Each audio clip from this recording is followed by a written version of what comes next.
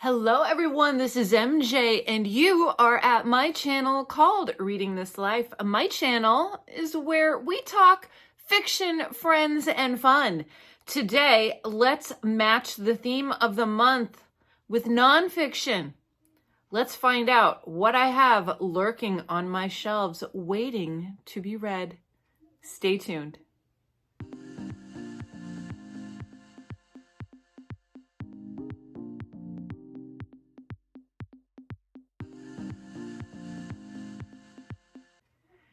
And remember, before we get started, if you please, I would appreciate one of these. Welcome. If you are brand new to my channel, I really appreciate you watching. And welcome back if you are a treasured subscriber.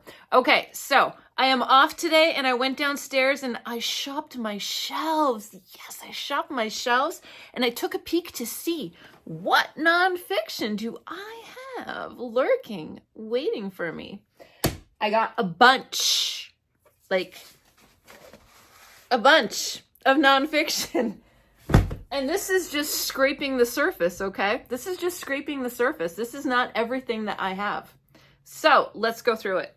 All different. We're going, this pile is me, okay? If I was ever going to pick books and say, describe MJ, it probably would be this pile. A lot of this pile is represented in who I am. So let's go through it.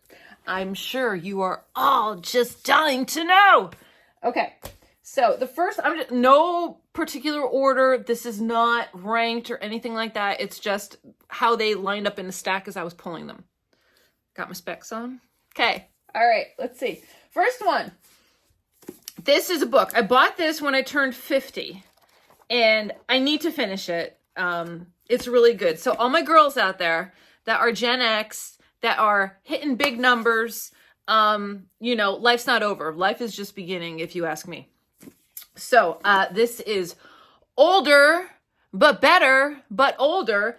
And this is by Caroline I'm going to screw it up, Caroline de Maigret and Sophie Mas. And she also wrote How to be Parisian. She is a model / former model. Okay, so the blurbs on the back. The blurbs on the back aren't for this book. They're for the first book, which is weird. Okay. All right, so I'm just going to read you the inside. Hi, I'm going to put my arm up here. Hi, how are you? How's it going? Good, good, okay. The best-selling authors of How to be Parisian Wherever You are back with an inside guide to what very smart, savvy French women think, feel as the years go by. Older but Better has the same playful wit and worldly advice we have come to expect from these authors, but now that advice is focused on explaining the French woman's mindset as she hurtles toward 40. Caroline and Sophie hope to amuse you with how they are modifying their favorite bad girl behaviors as they give you their views on love, life, seduction, and beauty, as well as on style, family, and work. Well, I bypassed my 40s and I'm hell-raising in my 50s, so there's that. But yeah, entertaining. There is something to say about French culture. There is something to say about how the French live. So I'm going to recommend it without reading it. Okay, then this is a good follow if you're on Twitter. It's Dreyer's English. Yeah, Dreyer's English. Utterly Correct Guide to Clarity and Style by Benjamin Dreyer. Copy Chief of Random House. This came out a couple years ago. A witty, informative guide to writing from Random House's longtime copy chief and one of Twitter's leading language gurus. Huge print, lovely. So we have, oh, look at the front page. I love that. I bought this when it came out, 2019, so before all the pandy. Life-changing magic of tidying up your prose, rules and non-rules, 67 assorted things to do and not to do with punctuation, the treatment of numbers, foreign affairs, a little grammar is a dangerous thing, the realities of fiction, notes on proper nouns, things I like. I like it. Yeah, it's going to be good. So, as I am starting to write a little more, could come in handy, right? All right, next. This is a family book. This is a book that was owned by my aunt, and she had this in 1978. And this is The Universe and Dr. Einstein. It's a shorty. The clearest, most readable book on Einstein's theories ever published. So we have, and she has notes in here too, which I will love and adore. And we have a little piece of paper as a bookmark and a bookmark. 2 bookmarks. Okay, there's a piece of paper. She was on chapter 4. Oh, I bought this at Firefly. No, I take that back. Did I? No, this, okay, so this was her book, but I started reading it and I stopped at chapter 4. And this is a book from one of my favorite indie bookstores. Okay, so that makes sense to me. All right. But yeah, we have illustrations. It's just good. Here's like one illustration. The Michelson-Morley interferometer. There you go. So I'm going to put my bookmark back because I finished at chapter 4. Maybe I'll pick it up in Remember December. And that's The Universe and Dr. Einstein. And this is by Lincoln Barnett, revised and illustrated foreword by Albert Einstein. Okay, next. This book came up last week, or 2 weeks ago. Shirley Manson from the band Garbage lost her beloved pup.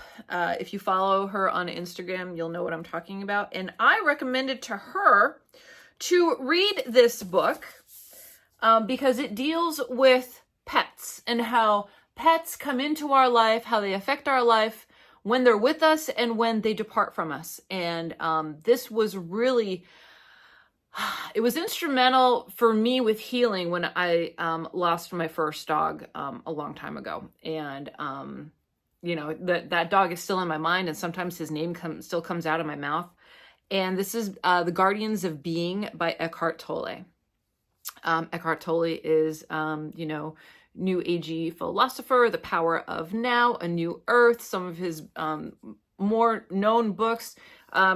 Good buddy with Oprah for a long time. And this has to deal with pets. So here, I will read the inside to you. This truly wonderful, unique collaboration brings together 2 masters of their fields, joining original words by spiritual leader Eckhart Tolle with delightful illustrations by Patrick McDonnell, the creator of the acclaimed comic strip Mutts. Every heartwarming page provokes thought, insight, and smiling reverence for all beings and each moment. More than a collection of witty and charming drawings, the marriage of art and words convey a profound love of nature and animals and humans of all life forms. Guardians of Being celebrates and reminds us not only of the oneness of all life, but also the wonder and joy to be found in the present moment amid the beauty we sometimes forget to notice all around us. And it's just delightful. It really is just a quick read. I mean, there's hardly any words on the page, but if you're dealing with the loss of a pet, I highly recommend this. And it's a good gift for someone that may have experienced the loss of a pet too. Okay, next. I have not read this. And I've had this on my shelf for a long time. It's Anthony Bourdain, Kitchen Confidential. I think I really need to read this. I had a crush on Anthony Bourdain. Oh, I would love to cook food and eat food with Anthony Bourdain. Oh my God. He ticks a lot of boxes for me. Food is good, food is sex, food is pain. Inside the CIA. The Return of Mal Carne. Who cooks from our kitchen to your table? How to cook like the pros. I Make My Bones, My Happy Time, Chef of the Future, Apocalypse Now, The Wilderness Years. Just good stuff. So the table of contents is made like a menu. So you have an appetizer, first course, second course, third course, dessert, coffee, and a cigarette. That's my kind of meal. So let me know in the comment section down below. Have you read this? I want to read this. Just got to get around to it. Okay. Next, we're getting into some fashion now, people, so buckle up, okay? Warning, fashion. This is Parisian Chic, a style guide by Ines de la Fressange with Sophie Gachet. And this is a wonderful, wonderful book that will tell you exactly what are the secrets of chic Parisian fashion and how you can replicate that at home. Oh, look at that. Did I have that? Oh. I don't know if this was in here. Oh, it was in here. My goodness. So I picked up this book it had to be a library sale. I didn't order it. It had to be a library sale. But look, I just noticed. So we have the book, and there's a matching bookmark. Yay! I didn't know I had it. Oh my gosh. Okay, so the book is full of illustrations. If you are, if you need a style bump, okay, now this is for the boys and the girls, okay? Everyone can upgrade their fashion a little bit, and it doesn't have to be expensive.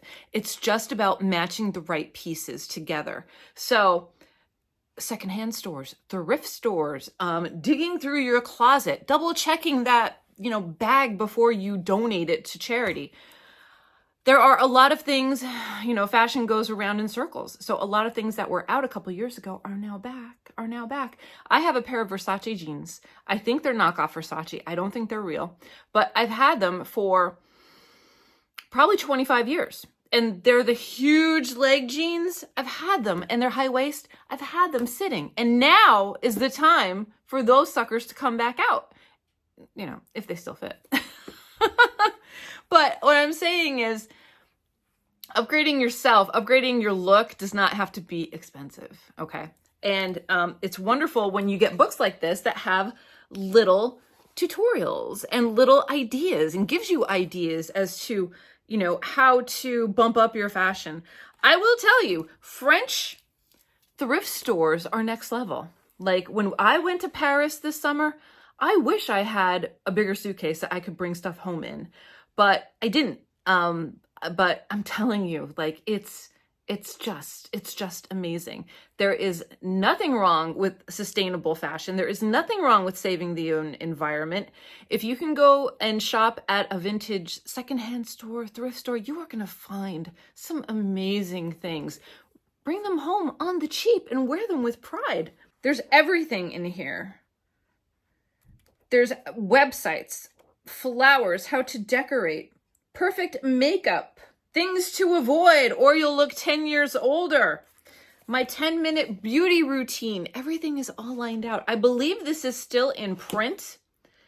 So if you are looking in 2024 to make a comeback, I recommend this. I absolutely recommend this. It's practical, it's sensible, and it's achievable for anyone. And that's Parisian Chic, a style guide by Ines de la Fressange. Celeste, where are you? I need your help. All right. And I have not read it cover to cover. Next, we're going to do another fashion. This is fantastic too. This is a little bit more, not so much of lifestyle, but this is dressing. This is How to Have Style by Isaac Mizrahi. Isaac Mizrahi.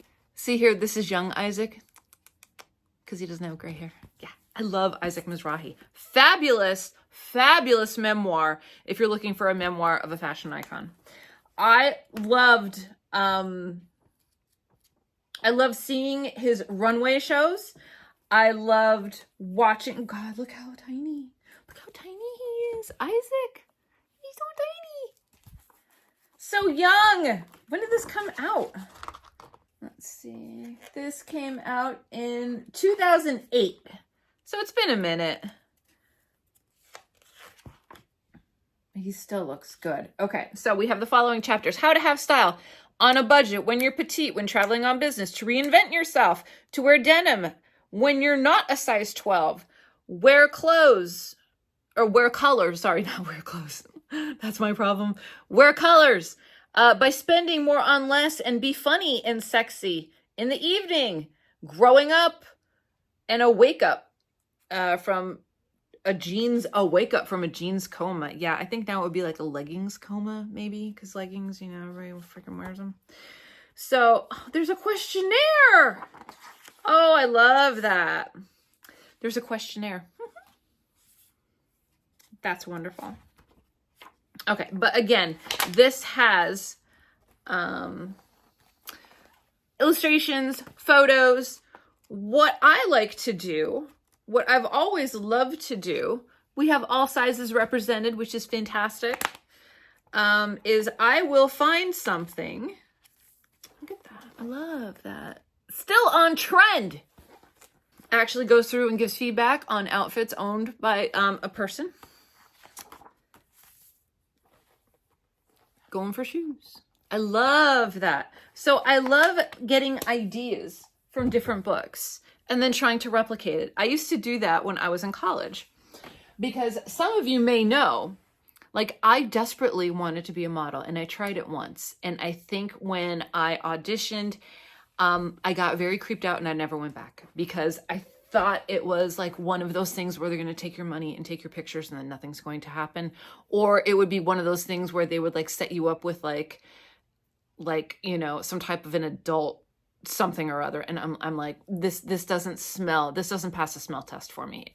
And I backed out immediately, which probably was good on my part because I'd probably be dead now or something. So what I would do is I would go through the pages of Vogue and I would look at hair and makeup and I would like spend 3 hours doing my makeup to try and replicate a look, to try and copy a look. First I would do with the hair and makeup and then I would try to do something with my wardrobe and that would be like, that's my look for next Friday night. Or, you know, if I, which I rarely did, but if I had a date, you know, that would be my date night look or something like that. So yeah.